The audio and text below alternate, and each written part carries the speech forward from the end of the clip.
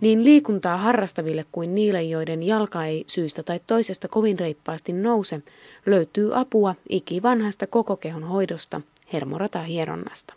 Hermoratahieronta on hyvin tämmöinen kokonaisvaltainen, moneen vaivaan auttava hoitomuoto. Miten se eroaa tästä perinteisestä hieronnasta? Hermoratahieronta on enemmän kuin vain lihasten hoitamista. Tässä mennään lihasten taustoille.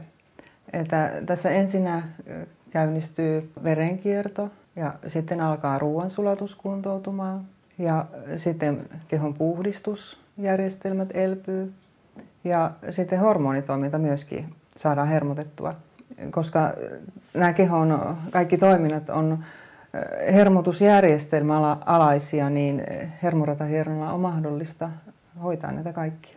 Minkälaisia tuloksia hermoratahieronnalla voidaan sitten saavuttaa? Tässä saadaan niin hyviä tuloksia, että aivan tuntuu uskomattomilta nämä hoitotulokset. Saadaan jopa sellaisia vaivoja, joita koululääketiede on pitänyt mahdottomana saada apua, niin on saatu kuntoutuminen.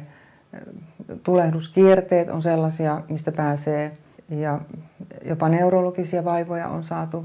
Migreeniäkin pidetään, että se ei itsestään parane. Siinä on hyvä esimerkki. Mennäänpä sitten tuohon varsinaiseen hoitotilanteeseen. Mitä tapahtuu, kun tullaan hermoratahierontaan?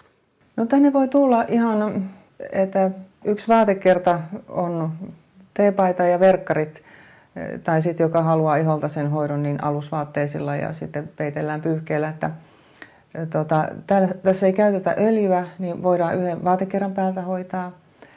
Ja sitten tässä hoidetaan aina koko keho, että semmoinen eroavuus tässä on sitten muihin hoitoihin. Hyvin tärkeitä alueita on tällä päässä. Tämä päänhoito on erittäin tärkeä hoidon kokonaisuuden kannalta. Vaikuttaa suoraan keskushermostoon tuo pään käsittely ja se on tärkeimmät alueethan on pää, sormet ja varpaat. Eli niistä on voimakkain vaikutus kehon hermotusjärjestelmään. Sen täytyy olla siellä mukana. Kun ääreishermosto hoidetaan kokonaan, sehän tarkoittaa selkäydinhermojen ja aivohermojen hoitamista. Pään puolta tulee erinomainen niskan käsittely. Eli me käydään jo pään puolta niska kaularangan vierestä, kaulan hartia punosta, niin kaulan tiukat lihakset rentoutuvat ja se on turvallinen niskan käsittely. Että vaikka se olisi kulunutkin niska, niin voidaan hyvin turvallisesti hoitaa. Että tässä ei ole mitään semmoisia nykäiseviä, repäiseviä liikkeitä. Tämä on paina pyörittäin tekniikka. Nyt huomaa jo sen rentouttavan vaikutuksen, kun eihän tässä pysty ajattelemaan muuta kuin keskittyy tuohon. Niin, kyllä. Ollaan hyvin kuitenkin alkuvaiheessa hoidossa. Mutta kyllä kaikkoa kaikki muut ajatukset mielestä. Joo. No niin, tämän jälkeen sitten siirryn hoitamaan tätä vasempaa kättä. Käsivarsiin lähdetään olkapäästä ja edetään sormenpäihin saakka. Ja kaikki käden ongelmat tässä voidaan sitten huomioida. Olkapääongelmat, jäätyneet olkapäät, tenniskyynärpäät, rannekivut. Käsivarsi tulee koko laajuudeltaan hoidettua. Sitten oikealta puolelta samalla lailla oikea käsi ja oikea jalka ja sitten vasta käännetään vatsalle ja selkä ja jalat. Takaosa lihakset hoidetaan. Miksi tämä hoitojärjestys on näin? Se on hermotuksellista syistä. Vaivat alkaa kehossa vasemmalta ja se on sitten lempeä tämä kuntoutus, on heikko sydäminen kestää. Kehon äärilaijoilta lähestytään kehoa, niin tämän kestää hyvin heikkokin ihminen. Voidaan tehdä ihan vauvasta vaariin tätä hoitoa. Että se kun 2 estettä on tulla hoitoon. Odottavat äidit on heti alusta lähtien, ei pidä tulla hermoratahierontaan, emme ota hoidettavaksi.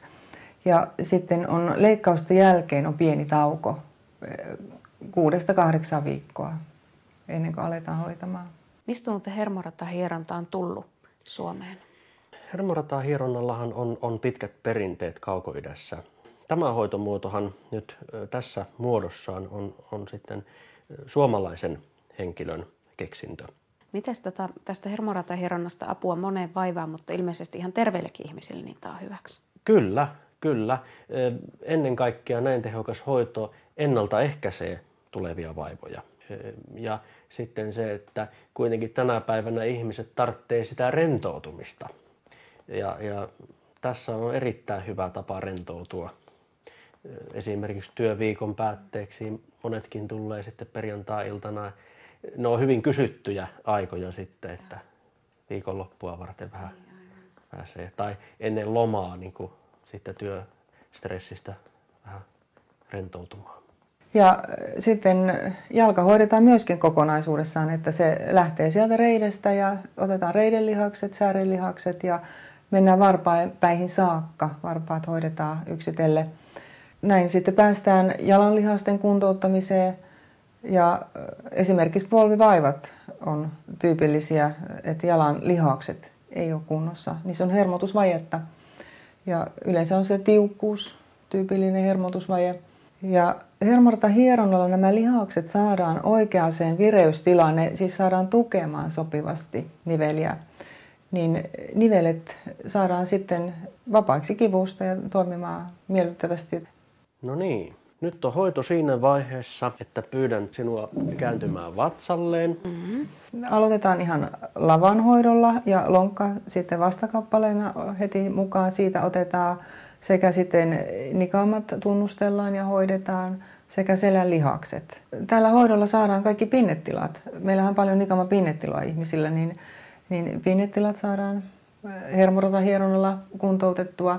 Ja sitten nämä selän ongelmat, jäykkä selkä, kipeä selkä, välilevyn pullistumaan, turvallinen kuntoutus ja hyvä tehokas kuntoutus. Selän ongelmia kannattaa hoitaa vielä kun ensimmäisen kerran tosiaankin, kun jää se vaiva pois, niin sitten sillä pitemmällä aikavälillä vielä kuukauden hoitovälillä niin, että saa sen vakiintumaan sen pysyvän hyvän hermotuksen sinne, että pääsee sitä ongelmasta eroon. Tässä on vielä sitten jalat toiseen kertaan ne takaosan lihakset ja jalkoja huomioidaan eniten tässä hoidossa. Jalat on usein hermottamattomimmat ihmisillä, vaikka hälytys tuleekin sinne niskaan.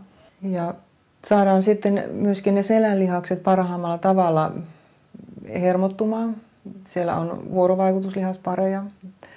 Tässä on hermorata-hieronnassa meillä tällaisia koululääketieteen väitöskirjaan perustuvia opetuksia, niin kuin nämä vuorovaikutuslihakset, niin näiden soveltaminen vaatii just sen, että se keho hoidetaan kokonaan. Ja silloin saadaan vasta se kuntoutuminen todella aikaiseksi.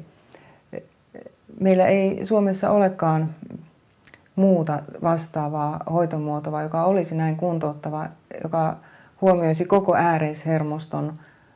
Silloin vasta ihminen voi kuntoutua. Muuten jää helpottavaksi hoidoksi pelkästään. Mites nyt muuten sitten hoidon jälkeen? Kannattaisiko ihmisen varata itselleen rauhallinen loppupäivä vai? Se on hyvin suositeltavaa. Vähintään 2 tuntia lepoa. Se on paremmin sitten alkaa tämä hoito tehoamaan siellä kehossa, kun annetaan se riittävä lepo. Jotain kevyttä voi tehdä, mutta ei mitenkään sitten, ei raskasta kuitenkaan. No niin, ole hyvä. Kiitos.